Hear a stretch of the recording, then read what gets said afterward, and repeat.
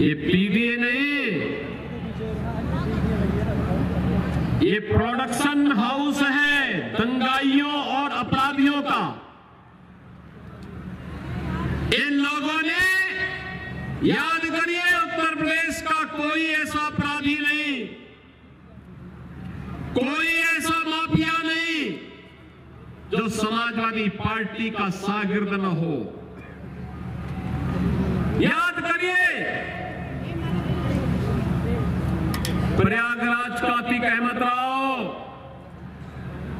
गाजीपुर का मुख्तार अंसारी राव हो, अंबेडकर नगर का खान मुबारक राव हो, ये सभी के सभी समाजवादी पार्टी के प्रोडक्शन हाउस की ही उपस्थिति,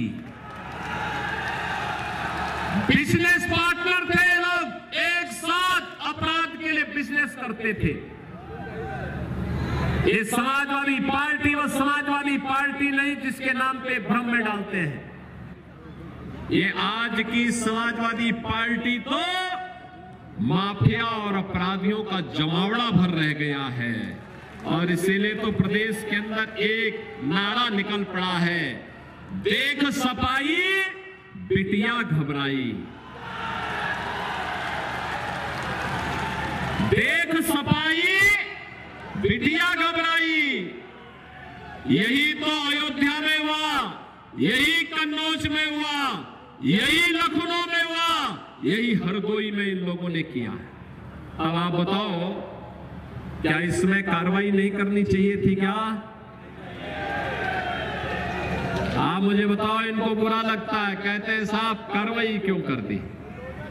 हमने कभी इन अपराधियों को और इन माफियाओं के खिलाफ कार्रवाई नहीं करेंगे तो क्या करेंगे? बहन और भाइयों, ये वही माफिया और अपराधी हैं जो एक और 2006 में 2 विधायकों की निर्मम हत्या हुई थी। याद करिए, गाजीपुर में श्री कृष्णानंद राय की हत्या हुई थी। कृष्णानंद राय के साथ 7 लोग मारे गए थे, और में एक रमेश पटेल भी थे, एक रमेश यादव भी थे। ऐसे ही 7 लोग थे। निर्मम हत्या गोलियों से भून करके समाजवादी पार्टी के संरक्षण में पनपने वाले उस माफिया के इशारे पर उसके संरक्षण में हत्या हुई थी, जिसके मरने पर मरसिया पड़ने के लिए समाजवादी पार्टी का मुखिया जाता है। बहन और भाइयों, याद करिए, राजूपाल की हत्या करने वाला कौन माफिया था?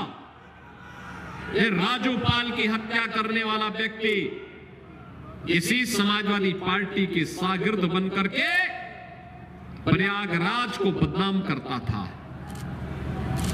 आप याद करिए, ये समाजवादी पार्टी, इसीलिए मैं कहता हूं, समाजवादी पार्टी का मतलब आज के दिन पर, समाजवादी पार्टी का मतलब प्रोडक्शन हाउस है। ये माफिया और अपराधियों का, हर दुर्दांत माफिया और अपराधी यहां से पैदा होते हैं, यहां से आगे बढ़ते हैं, पनपते हैं, और इनको अच्छे अच्छे ट्रेनर वहां पर इन लोगों ने पैदा करवाए हैं, रखे हैं।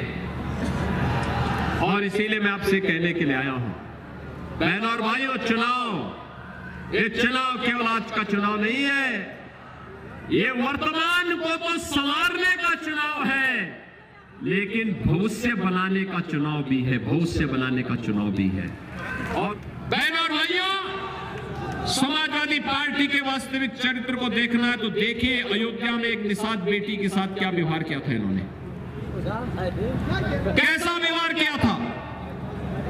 कन्नौज में एक बेटे के साथ किस प्रकार का व्यवहार किया था।